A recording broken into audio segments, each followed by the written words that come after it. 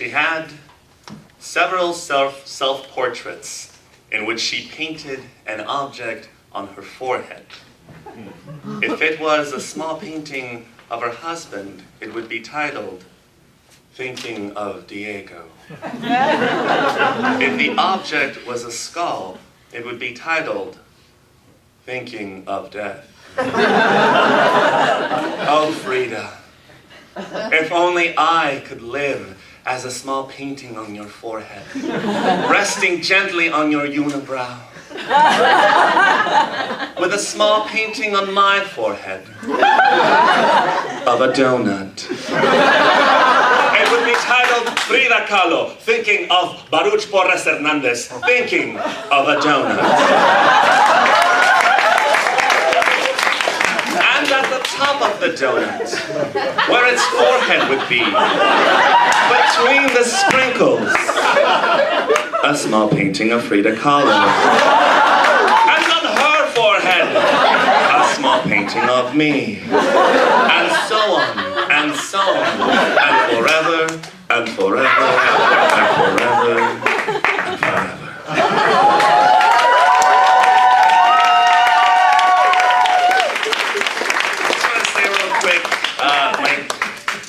Thank you and gracias to Lambda Literary and Antec University and all of the writers. You guys made me cry so many times tonight for coming here.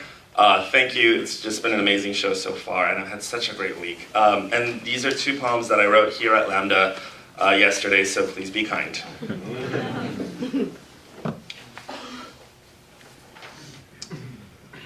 The time machine was a record player.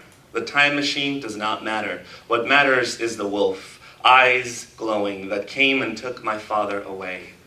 I knew the blades in flight, jaws would almost cut him in 2 when the mouth came down. He bent down, knew he could not escape. I ran, failed. Father, 8 years old, slathered in Nivea cream, hand reaching out, crying for the stranger from the future for help. But I could do nothing. Froze as the hairy giant with claws, mouth a gaping entrance to a black fire world, dragged my father away.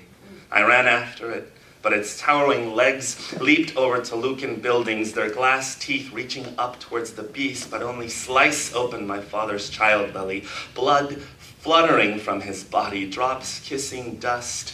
My tiny feet kick up dirt, trip, hit the ground hard enough to rattle my lungs. When I traveled back in time, I arrived no longer an adult. I too was an 8-year-old, same size as my father.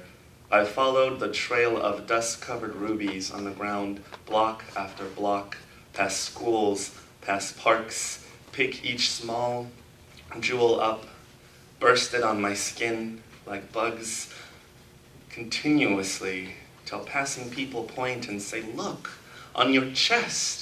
Your heart has torn itself apart and is now reaching out like a star with 5 pointy arms. But it is not my blood," I say. "It is not my blood. I was supposed to save him." The time machine broke. Made the same mistake twice this time. Time erased my thoughts, I think. Maybe my memories jumbled somehow. But I know I came to fix something that broke and made it worse. All of this is wrong. All of this. This is not my life. This was not supposed to be. The time machine was a slide this time.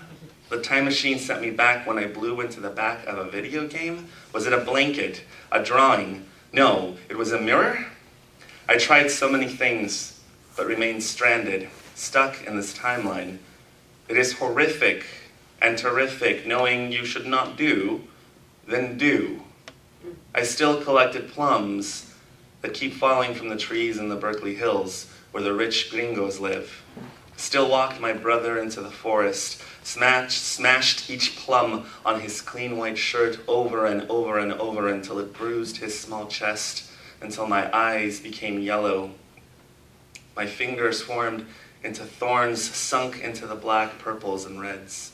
But he came back, my brother, with me, down the hills, leaving magenta footprints on the soft gray sidewalks of Albany.